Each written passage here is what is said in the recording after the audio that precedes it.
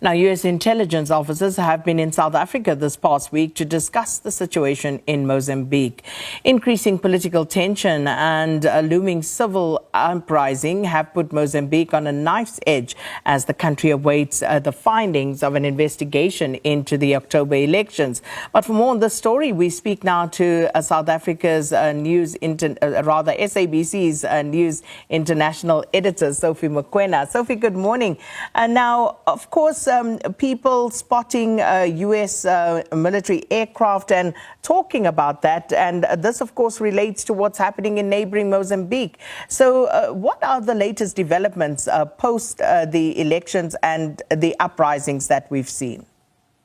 Yes, I think as you pointed out in your introduction that the intelligence officers from the United States of America did come to South Africa, where they met the Mozambican counterparts, their Mozambican counterparts, not South African intelligence.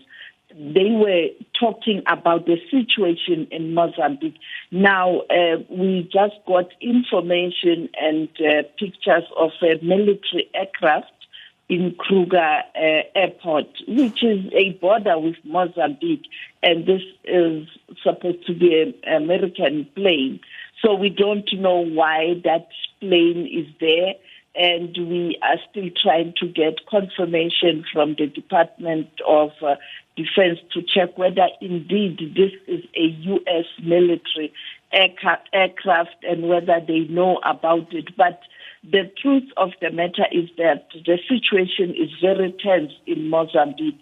And you know that, as you pointed out, next week the Constitutional Council has to ratify or issue a different directive in terms of the outcome of the elections in that country, because it doesn't end with the Electoral Commission only, the electoral process in Mozambique. So as that date is drawing nearer, you can see that tension is escalating. I was talking yesterday with one of the senior members of Mondlana's party, who was in KwaZulu-Natal, saying that he was going to observe the MK party rally and events as they celebrated 1 year.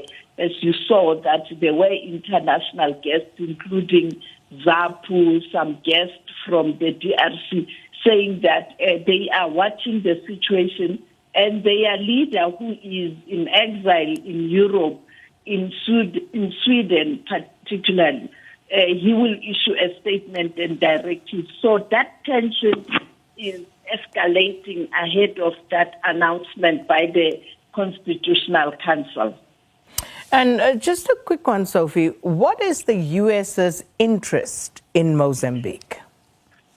You know, when you look at that problem of Cabo Delgado, you know that there are foreign interest in terms of multinational companies. You know, even Total was part of that, and you know that those big multinational companies, they get support from their own government.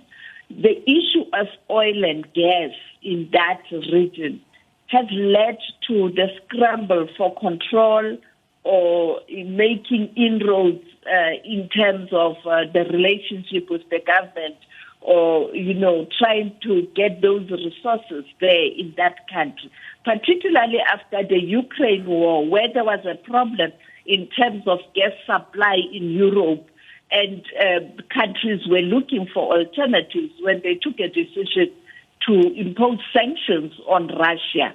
And we started seeing countries such as America, your Portugal, your United Kingdom, France, having interest because of that gas pipeline, including South Africa. As you know, that during Begin's era, that Maputo corridor, the intention was to transport gas from Maputo via Mpumalanga up to KZN. And therefore there's a scramble for that resource, the gas availability in the Cabo Delgado. On the other hand, you have now the insurgents that are destabilizing that region.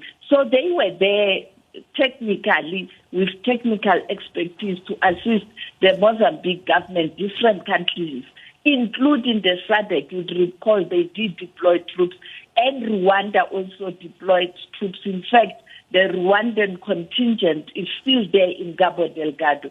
So there's that whole security scenario there, and many countries assisting.